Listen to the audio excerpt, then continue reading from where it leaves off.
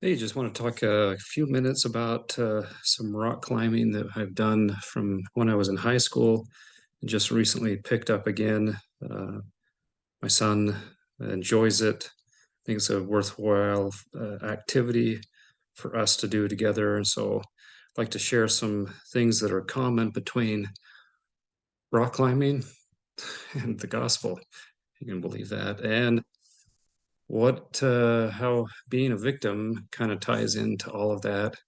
I know I can look back at parts of my life and see how I've played that role very well in my life, and it's human nature, I think, to blame others for our position. But I'll talk a lot more about that. But first off, let me talk a little bit about rock climbing. I'm going to share this crazy little picture. I tried to just give you the basics of what rock climbing entails. So here I've got a rock face. I've got two different ways of rock climbing. On your left here, I don't know if you can see my cursor, but it says top roping. So a lot of times when you're just starting out, the best way to get better at rock climbing is not to lead something because there's more risk involved. So as you can see here, someone's either walked around this rock face, this cliff, and gotten on top here, and then clip the rope to two anchors at the top. So you've got this guy climbing. He's not being hung, but he's actually supposed to be climbing up the left side. And then you've got your belayer on the other side of the rope. As the guy climbs up, all the slack is taken out as by a belaying device that the belayer is using at the bottom. So just to let you know, this is something I've done for a long time. We took all the classes, we have all the proper gear, we have the harnesses, we have the ropes, we have the quick draws, we know the knots. We're very cautious, we're very safe, but still, being very, very safe, there's still risks, and we try to minimize all of that. So as you begin as a rock climber, you would want to start by top roping because there's the risk of getting hurt as you advance up the rock face. The slack's taken out, and so if you fall, there's no you're not going to fall. The rope is right there to catch you. The second way is it takes on a little bit more risk. And here's the guy at the bottom. He's the belayer. And as you go up, ascend a rock face, periodically you put your own protection in, or someone that sets up the first climb, the first time they do it, they drill bolts into the mountain. So maybe every 5, 10 feet, you climb, you clip one of these bolts, and you continue ascending up to the first pitch. A pitch is basically a rope length. It might be as much as 60, 70 feet. Uh, and so you get to the top of this rock face.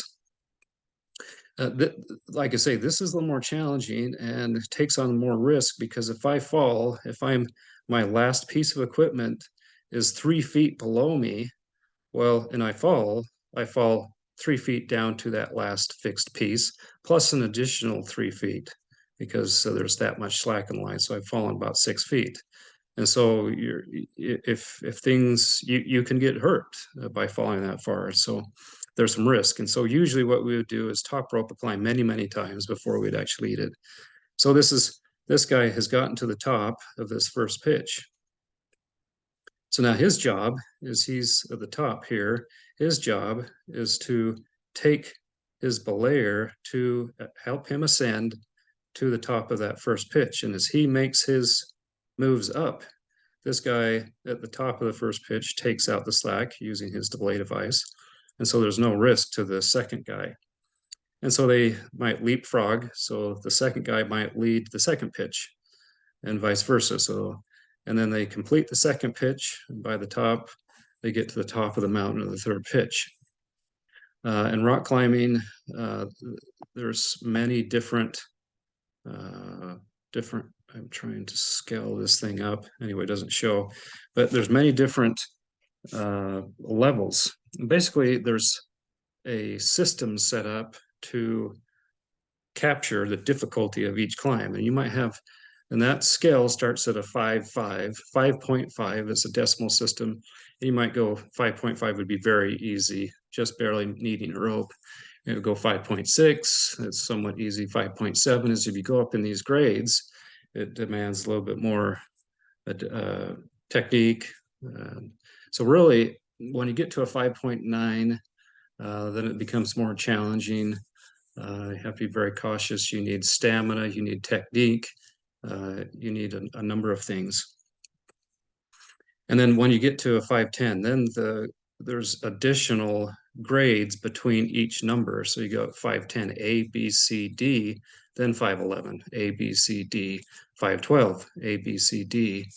At 513, I think the hardest climb I ever got to was a 512, and it was very difficult. But it's very interesting because the similarities between this and life, I think there's many different similarities. As you get much better at something, as your endurance increases, your strength, your technique, it becomes much more enjoyable. You look at a rock face and think, oh, there's no way. This thing's so intimidating. I don't see how it can be done.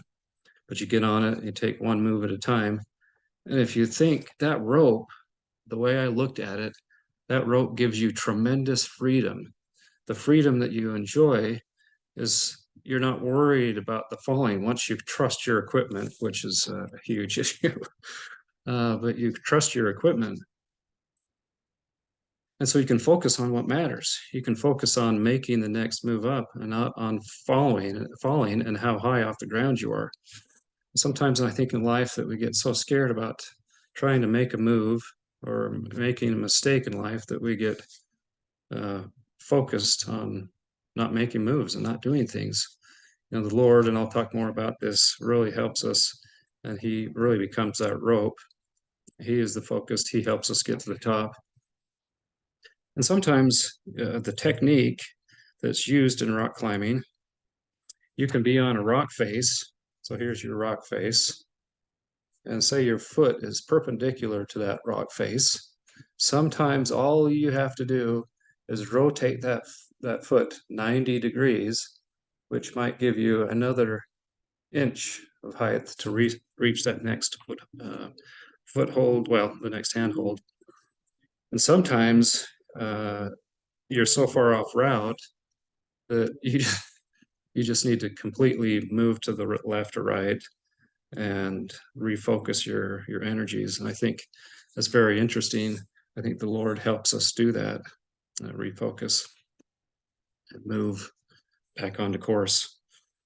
You know, months ago, I had a very close family member staying with us, which was having a hard time. And I went to bed and I had a terrible nightmare.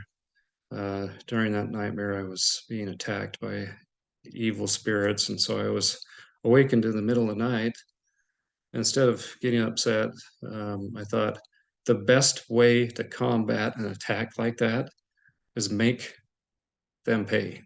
The best way to make them pay is to go and do something good. So I got up and I did something, the best thing I knew at the time. There were so many things bothering me about the situation this person was in. So I started writing. And this is kind of the results of that.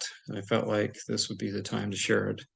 The first thing that I started writing is this person was having a very difficult time not viewing themselves as a victim in their lives. And so I wrote, you know, when the Lord was alive, He could have spent all of His time talking about people that abused Him, people that persecuted Him, people that hated Him, people that took advantage of Him, people that mocked Him, people that disrespected Him, people that lied to Him, people that betrayed Him and hurt Him. He could have spent all of his time and he would have been, I mean, justified. I mean, he was, anyway, but that's not what he did. You know, when he was, you know, he spent all of his time talking and teaching and helping us progress and grow. You know, even when he was in his greatest pain, he asked his disciples to stay with him and to pray and watch with him. And they were unable to do that because of their weakness. And I'm not judging them at all because I probably would have done the same thing. So what did the Lord talk about? What did He focus on? He was the perfect demonstration of how God would have acted in His place. He focused on helping people advance towards God and have a more abundant life. He taught how we could live to have the greatest amount of joy and happiness in this life and the next life. The stories that he taught and focused on were that one purpose, to help people to advance.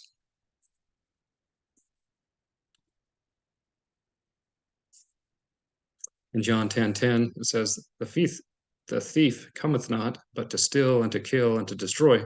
I am come that they might have life, that they might have it more abundantly. So what he taught us to have the things that he taught were beneficial in helping us to have a more joy in life. So what steps? Well, going back, so I'm kind of talking, to myself and to people that are stuck in this victim mentality. I would ask, what stories are you telling people? What's that internal voice that keeps repeating itself? Are you a victim? Have you been through hell and back? Have you suffered more than the Lord? Of course, none of us have. If not, why aren't you trying to do it the way He wants you to do it? He had the greatest pain and suffering, the greatest joy and happiness. Try doing it His way. Your way hasn't worked. Talking about all of the negative. How did He do it? So what steps do you need to take to start getting out of the dark place? I think really one of the things you need to start changing is the story that you play in your head and tell people. If you're continually focusing on how you're a victim in life, that's what you get more of.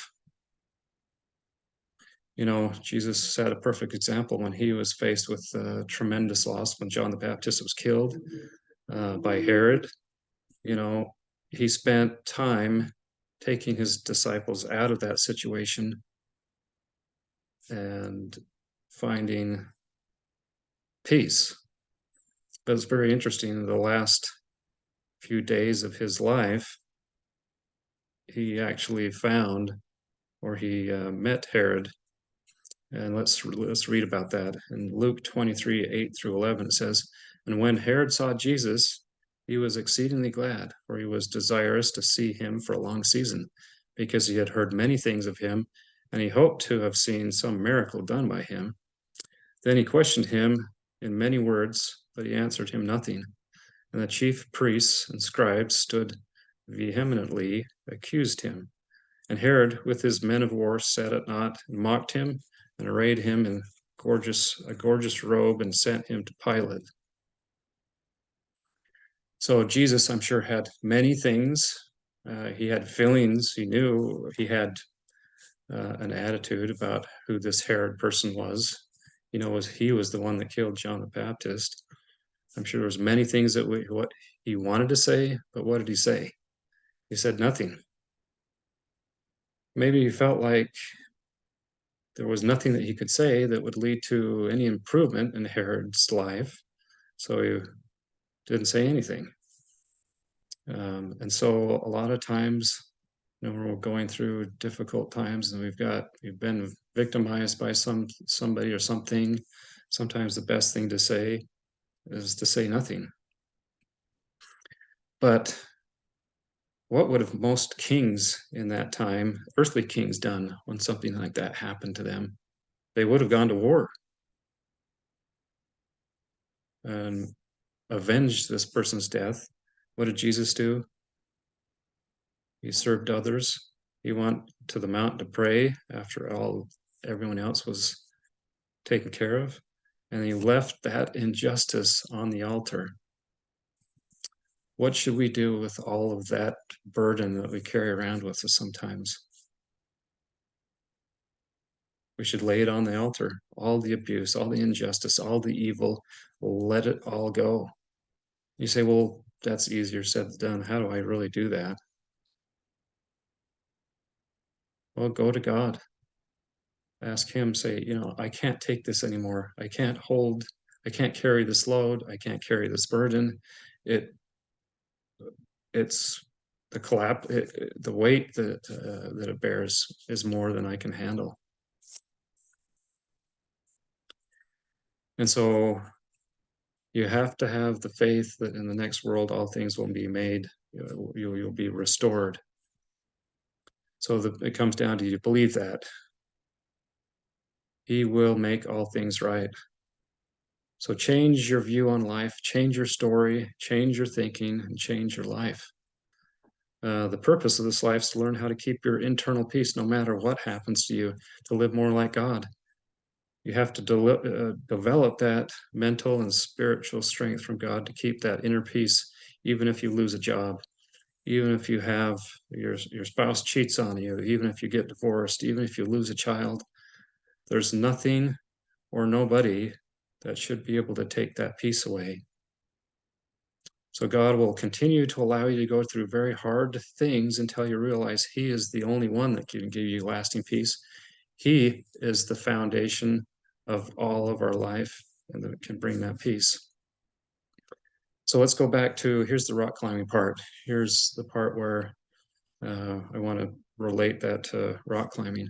A lot of times in the past, if you look at a rock face, you go up to it and say, oh man, this looks impossible.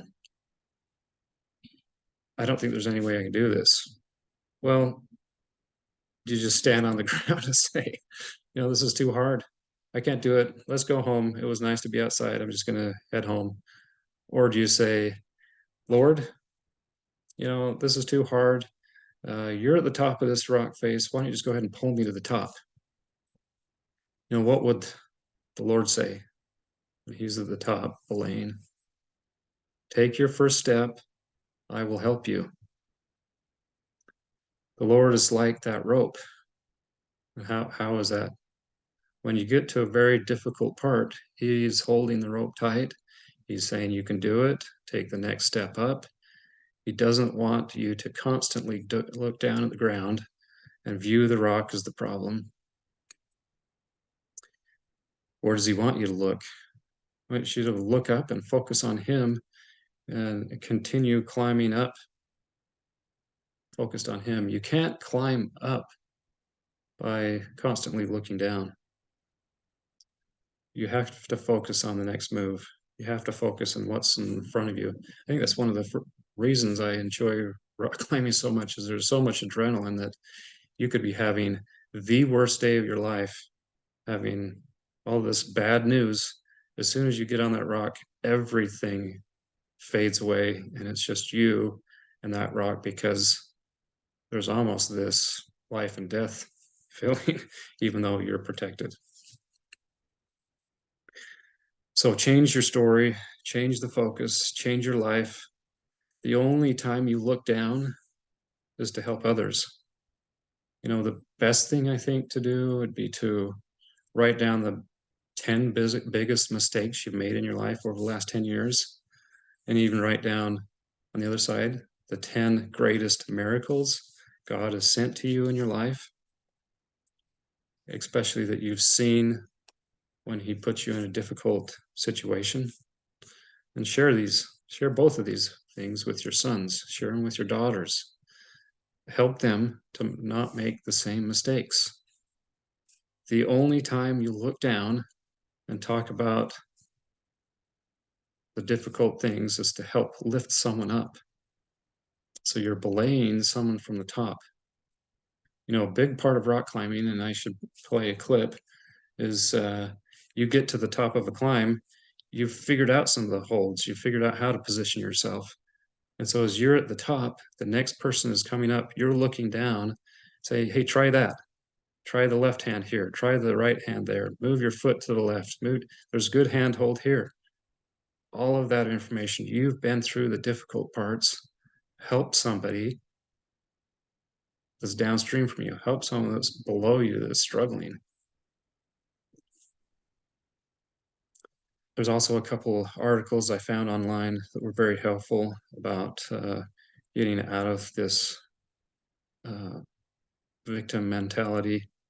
I'll post those links in the description field, but one preacher was talking about how you overcome that by basically not being okay with being a victim. know the benefits. Start with what am I getting out of this victim mentality? What does it take away from me? It's not really benefit. You see it as that, but it's not. The other thing you talk about, take responsibility for your life. If you're playing a victim, it's almost like, oh, I don't have any control. You know, I'm a victim to my circumstances. I don't have control over the things that's happening. That's not true. The other thing he talks about is be grateful for the things that you do have in life. Number 5, he talks about stop complaining. Number 6, forgive. Um, so some very good advice.